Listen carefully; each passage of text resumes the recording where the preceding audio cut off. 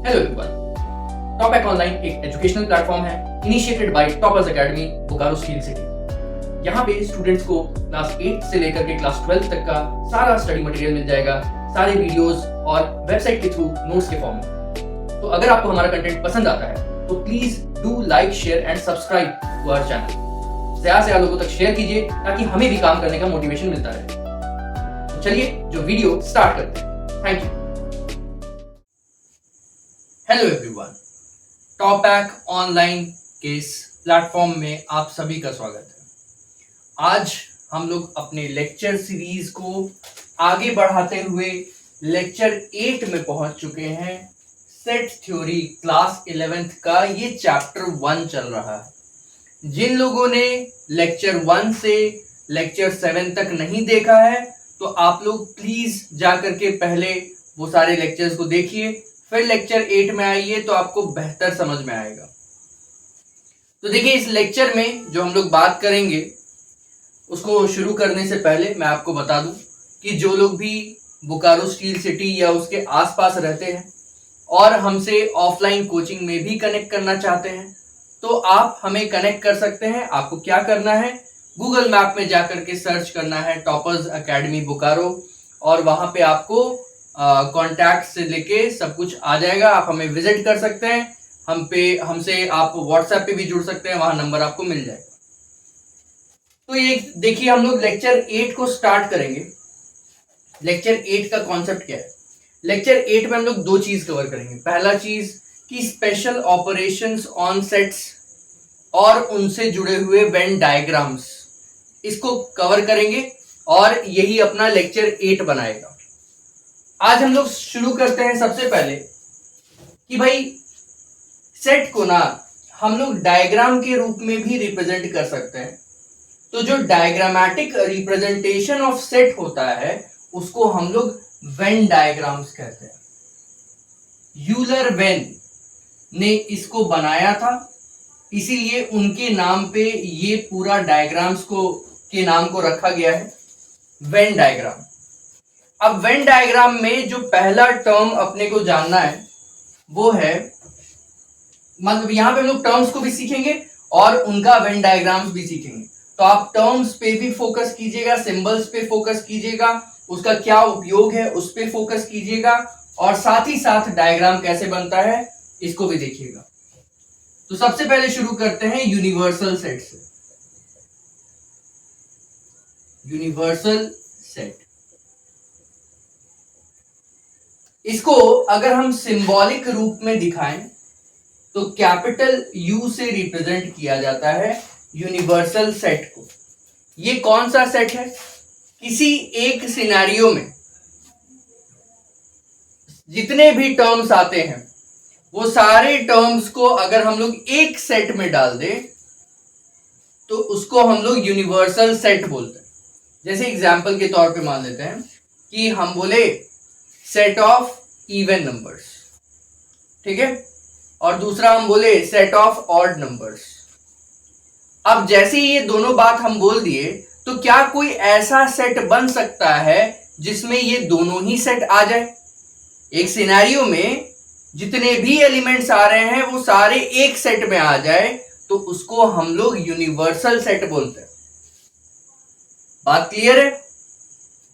Universal set अगर हम लोग इस कंडीशन में बोले तो हम बोलेंगे set of integers. By set of integers में इवन नंबर्स भी आ जाते हैं, ऑड नंबर्स भी आ जाते हैं। तो यहां पे सेट ऑफ इंटीजर्स अपना यूनिवर्सल सेट बना रहा है। मतलब यूनिवर्सल सेट एक ऐसा सेट होना चाहिए जिसमें सारा एलिमेंट्स आ जाए एक पर्टिकुलर गिवन कंडीशन में, ठीक है। तो सिंबॉलिक रूप में उसको यू से दिखाया जाता है। और अगर हम वेन डायग्राम का बात करें तो क्या है, एक रेक्टेंगल हम लोग बनाते हैं इस तरह से और उसके अपर लेफ्ट कॉर्नर में हम लोग ऐसे यू लिख देते हैं। तो ये हो जाता है मेरा वेन डायग्राम यूनिवर्सल सेट का। यूनिवर्सल सेट जब भी बनाना हो आप एक रेक्टेंगल का यूज कीजिएगा और उसके टॉप लेफ्ट कॉर्नर में यू लिख दीजिएगा तो समझ में आ जाएगा कि हाँ वो जो पूरा सेट है जितना भी एलिमेंट्स इस रेक्टेंगल के अंदर आ रहा होगा वो सारा यूनिवर्सल सेट का हिस्सा है।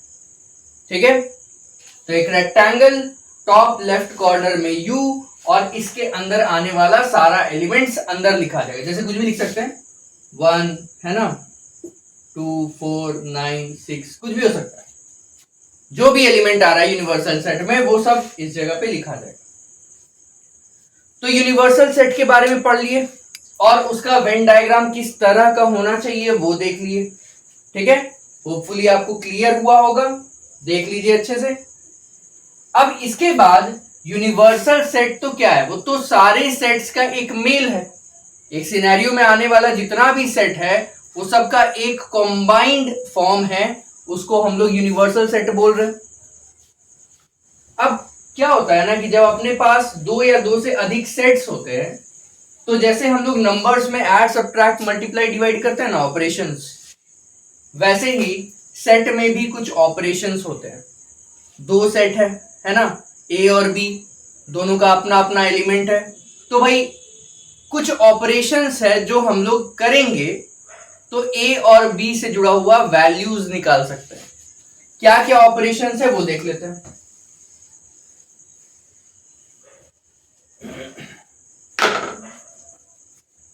पहला जो ऑपरेशन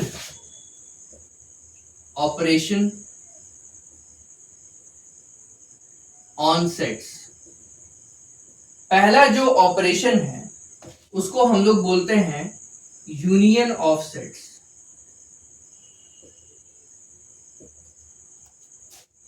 मान के चलते हैं कि आपका दो सेट है, एक सेट ए है जिसमें 1, 2, 3 आ रहा है और एक सेट बी है जिसमें 3, 4, 5 आ रहा है।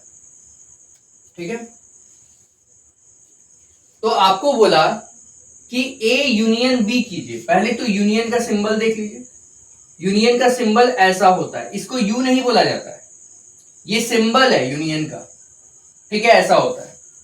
अब अगर ए यूनियन बी बोला जाएगा तो हमको करना क्या होगा, ए और बी में आने वाला जितना भी एलिमेंट्स है सारा लिख देना है। चाहे वो ए का हो या बी का हो कोई फर्क नहीं पड़ता, लेकिन कोई एलिमेंट रिपीट नहीं कर सकते, ये सेट का नियम है। तो भाई ए में देखो क्या क्या आ रहा है, 1 आ रहा है, 2 आ रहा है, 3 आ रहा है। बी में 3 आ रहा है तो 3 तो रिपीट नहीं करेंगे, उसको छोड़ दिए। 4 और 5 आ रहा है। तो कुल मिला के बात यह है कि यूनियन का मतलब होता है जितने भी सेट्स हैं आपके पास, जिनका जिनका आपको यूनियन करना है, उन सारे में जितने भी एलिमेंट्स हैं आप सबको लिख दीजिए। जैसे ए और बी का यूनियन करना है तो ए का भी सारा एलिमेंट लिख दीजिए, बी का भी सारा एलिमेंट लिख दीजिए, बन गया आपका ए यूनियन बी। क्लियर? दो सेट का यूनियन करना कोई बड़ा बात नहीं, जो भी एलिमेंट्स आ रहे हैं दोनों सेट्स में वो सारा लिख देना है, बन गया ए यूनियन बी। जैसे इसमें 1 2 3 आ रहा है, इसमें भी 1 2 3 आ रहा है, इसमें 3 4 5 आ रहा है, इसमें भी 3 4 5 आ रहा है। ठीक है, अब अगर वेन डायग्राम के फॉर्म में हमको बोला जाए आप दिखाइए ए यूनियन बी को, तो हम लोग कैसे दिखाएंगे? ये बना अपना यूनिवर्सल सेट। कोई भी सेट हो यूनिवर्सल सेट का तो हिस्सा रहेगा ना, क्योंकि यूनिवर्सल सेट में तो सारे सेट्स आ जाते हैं जितने भी इस सिनारियो में लिए जाएंगे। तो यहां पे यूनिवर्सल सेट हम लोग हमेशा ही लेते हैं। उसके बाद ए सेट लिए, कैसे? यूनिवर्सल सेट को छोड़ के बाकी और कोई भी सेट आप दिखाइएगा तो उसको एक सर्कल के रूप में दिखाइएगा, और उसके राइट या लेफ्ट कॉर्नर में आप कहीं भी उसका नाम लिख सकते हैं, अपर साइड ऊपर की तरफ। तो भाई ए लिख दिए। उसके बाद बी बनाना है, तो बी ओवरलैपिंग भी हो सकता है। जैसे देखिए 3 आपका कॉमन है ना दोनों में, ऐसा भी हो सकता है कि ए और बी बिल्कुल अलग अलग सेट्स हो, या ऐसा भी हो सकता है कि ए और बी का कुछ एलिमेंट मैच करता हो। अगर मैच करता होगा तो ए और बी थोड़ा ओवरलैपिंग होगा, है ना, थोड़ा ओवरलैपिंग होगा, मतलब कुछ ऐसा सेट्स भी होगा जो यहां पे आएगा, मैच करेगा। जैसे उसको अगर हमको लिखना हो तो 1 2 ए में लिख दिए, 3 दोनों में कॉमन है तो कॉमन एरिया में लिख दिए, और 4 और 5 बी में लिख दिए। अब बात आया ए यूनियन बी कैसे होगा। ए यूनियन बी का बना रहे हैं ना, तो वेन डायग्राम में शेडिंग से हम लोग बताते हैं कि हमको कौन सा पार्ट लेना है। ए यूनियन बी में तो पूरा का पूरा सारा एलिमेंट्स लेना है, पूरा सेट ए और पूरा सेट बी, तो इसका मतलब ये पूरा पार्ट अपना शेड हो जाएगा, ठीक है ना। ए और बी दोनों के एलिमेंट्स ए यूनियन बी में आ गए, और इसी तरीके से हम लोग वेन डायग्राम्स को डेवलप करते हैं। आप लोग देख लीजिए, कोई डाउट है एक बार रिवाइंड करके देखिएगा, आपको सब क्लियर हो जाएगा। बहुत आराम से धीमे धीमे मैंने समझाया है। तो पहला तो हम लोग का ऑपरेशन हो गया यूनियन ऑफ सेट्स। अब हम लोग बात करेंगे सेकेंड ऑपरेशन के बारे में।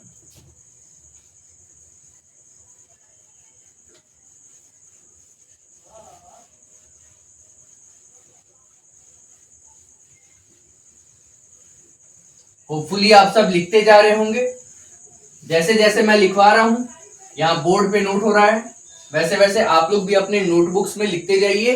आपका एक सॉलिड नोट्स तैयार हो जाएगा, जो आप कभी भी देखिएगा आपको पूरा का पूरा कॉन्सेप्ट एक जगह पे मिल जाएगा। अब सेकंड जो ऑपरेशन अपने को सीखना है वो है intersection of sets. Intersection of sets. अब भाई ये इंटरसेक्शन क्या होता है? इंटरसेक्शन का मतलब होता है कि जैसे मान लीजिए आपका एक ए सेट है 1 2 3 4, और एक बी सेट है 2 4 6 8। पहले तो देखते हैं इंटरसेक्शन जब हमको बताना होता है तो उसका सिंबल क्या होता है। जो यूनियन का था जस्ट उसका उल्टा बना दीजिए।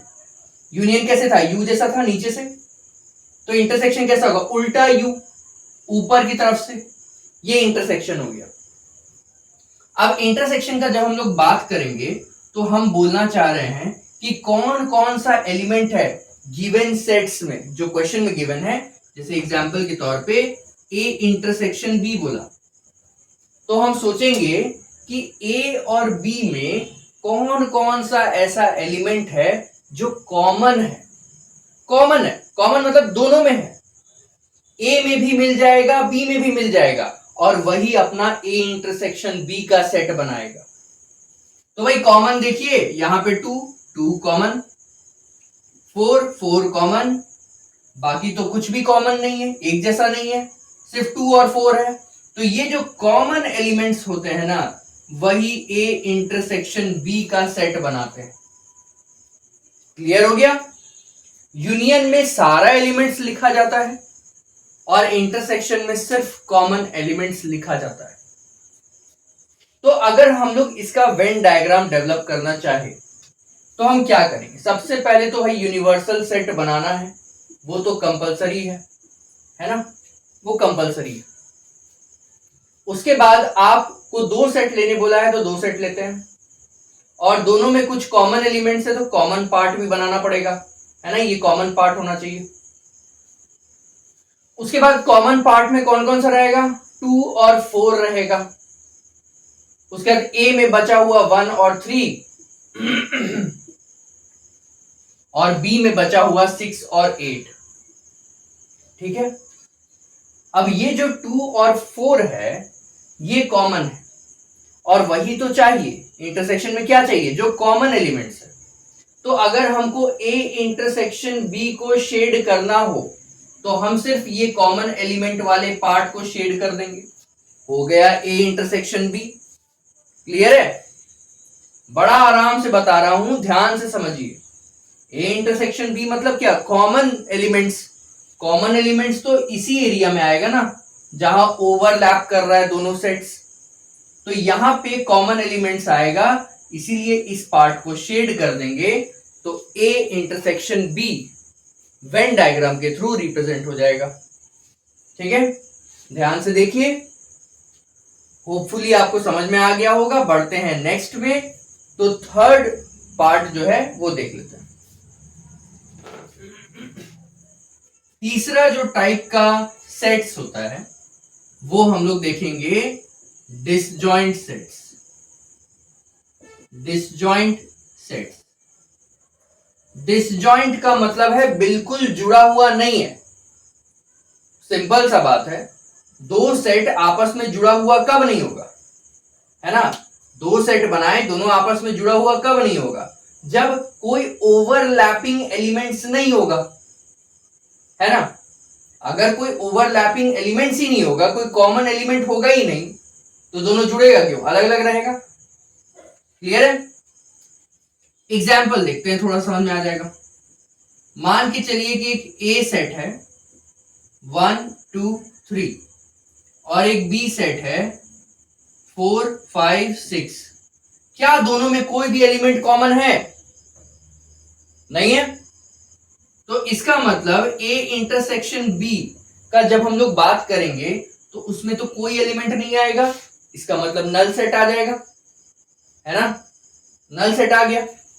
जब ए इंटरसेक्शन बी में कोई एलिमेंट ना आए, नल सेट आ जाए, तो वैसा सेट को हम लोग डिसजॉइंट सेट बोलते हैं, जिसमें कोई भी कॉमन एलिमेंट्स नहीं निकल के आता। तो A and B are disjoint sets. A and B are disjoint sets, ठीक है। अब अगर इसका डायग्राम डेवलप करना हो तो हम क्या करेंगे, एक यूनिवर्सल सेट बना लेंगे, उसमें एक ए सेट बना लेंगे, ए के अंदर 1 2 3 लिख देंगे, और कोई भी कॉमन एलिमेंट नहीं है तो ओवरलैप तो नहीं करेंगे सेकंड वाले सेट को, अलग से बनाएंगे बी सेट, इसमें 4 5 6 लिख देंगे। ये बन गया आपका डिसजॉइंट सेट। ये डिसजॉइंट सेट का हो गया वेन डायग्राम, जिसमें कोई भी कॉमन एलिमेंट नहीं है, कोई सेट ओवरलैप नहीं कर रहा, एक दूसरे से जुड़ नहीं रहा, ठीक है। ये डिसजॉइंट सेट है, अच्छे से देख लीजिए, होपफुली आपने देख लिया होगा। तो बढ़ते हैं नेक्स्ट टाइप का ऑपरेशन में, ठीक है।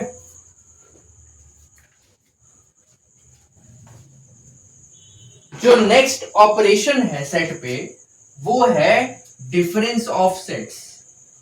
फोर्थ है डिफरेंस ऑफ सेट्स।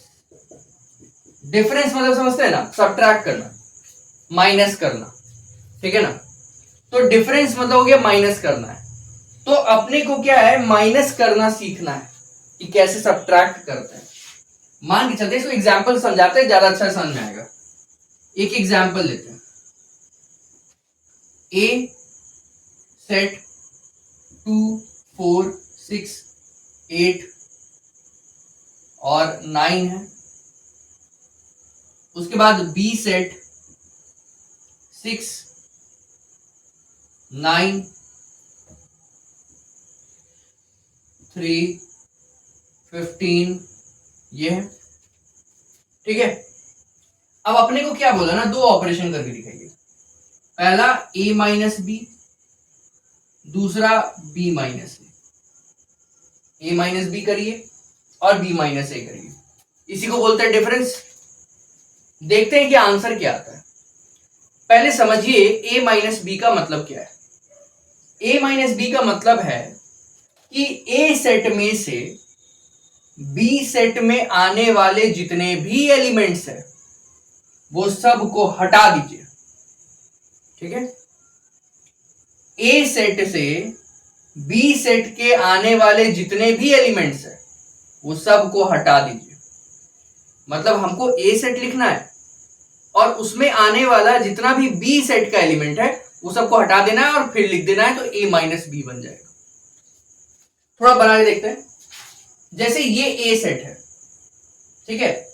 अब इस ए सेट में आने वाला बी सेट का कौन कौन सा एलिमेंट है, 6 और 9। देखिए 6 और 9 आ रहा है ना। इसके अलावा तो कोई एलिमेंट ऐसा नहीं है ए में जो बी में भी आ रहा हो। तो बस क्या करना है, हमको ए सेट में से बी सेट का सारा एलिमेंट को हटा देना है। बन गया ए माइनस बी, बन गया ए माइनस बी, सॉरी 2 4 9 हटाना है ना, 8। 2 4 8। अब इसमें देखिए b माइनस ए का मतलब क्या है। अच्छा, बी सेट में से ए सेट के सारे एलिमेंट्स को हटा देना है।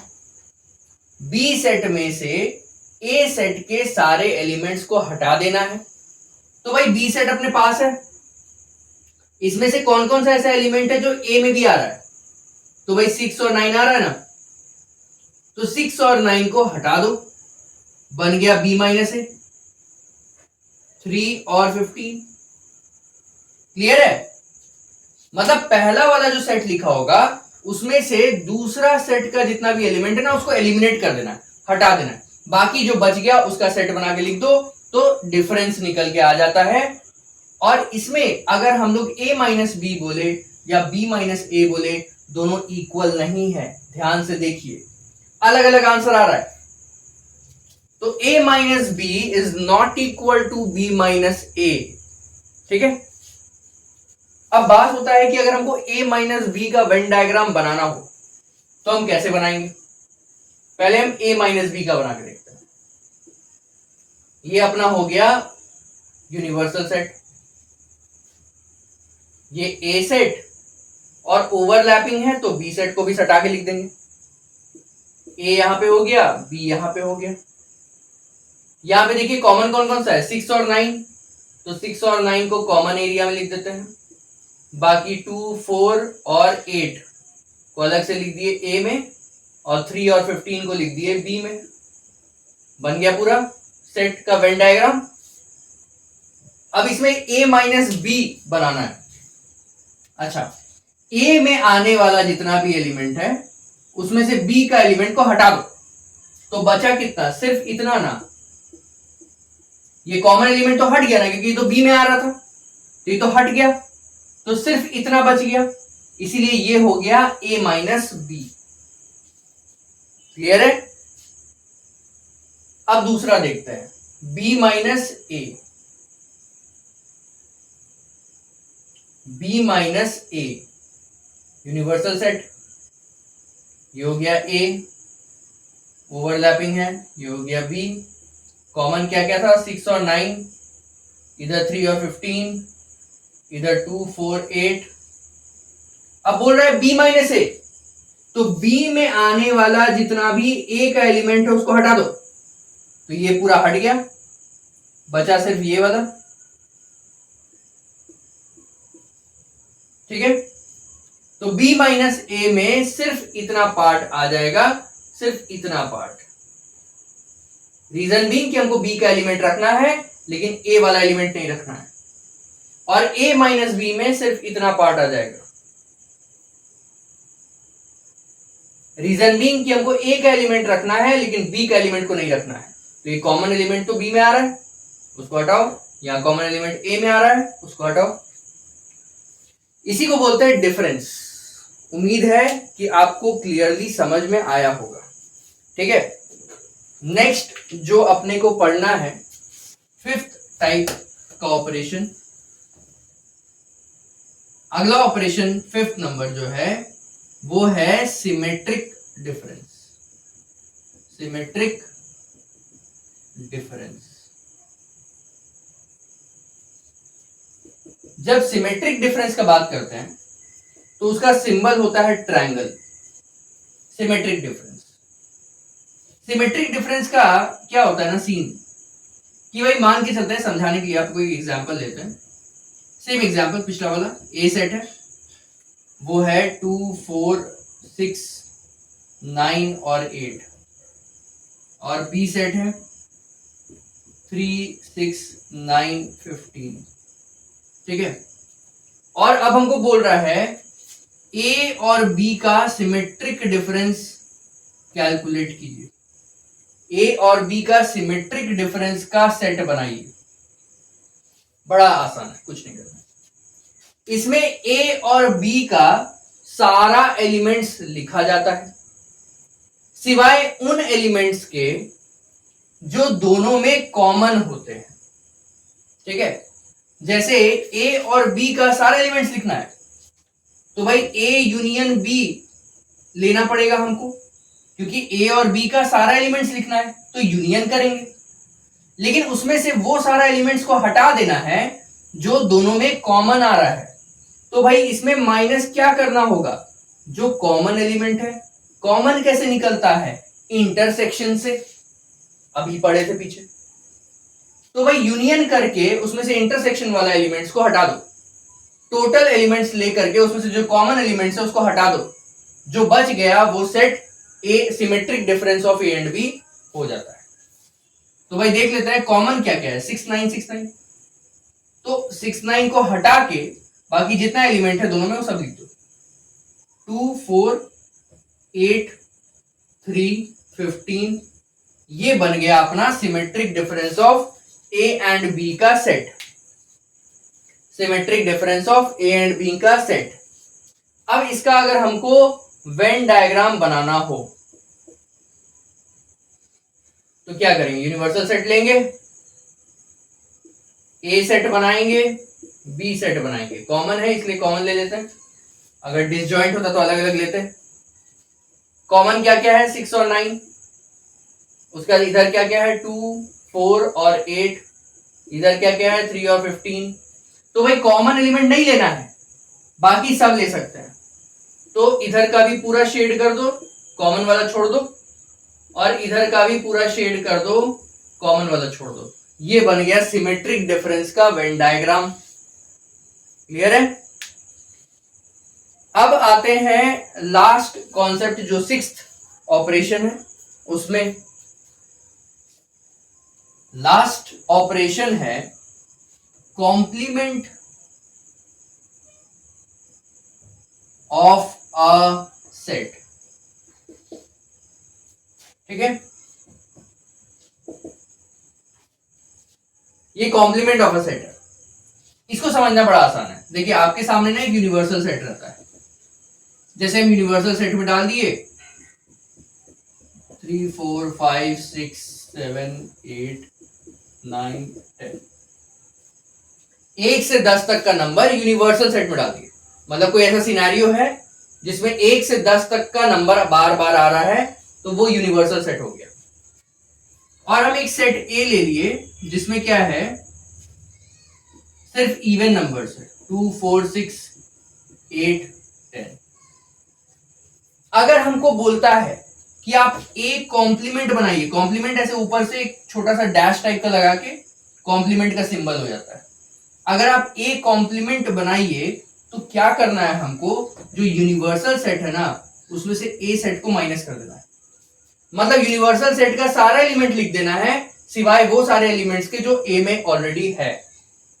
तो ए को छोड़ के क्या क्या बच गया, भाई इसमें तो सारा इवन नंबर था ना, तो यहां सारा ऑड नंबर बच गया होगा। तो लिख देते हैं 1 3 5 7 9। ये बन गया ए कॉम्प्लीमेंट। यूनिवर्सल सेट का सारा एलिमेंट लिख देना है सिवाय ए के एलिमेंट के। ए में जो एलिमेंट आ रहा है उसको छोड़ देना है, बाकी सब एलिमेंट लिख सकते हैं यूनिवर्सल सेट से। अब अगर हमको इसको दिखाना हो वेन डायग्राम से, ये यूनिवर्सल सेट है और ये होता है सेट ए। कॉम्प्लीमेंट हमेशा एक सेट का होता है, तो ए सेट है यहां पे। ए सेट में दे दिया 2 4 6 8 और 10, और यूनिवर्सल में बाकी क्या क्या बच गया, 1 3 5 7 9।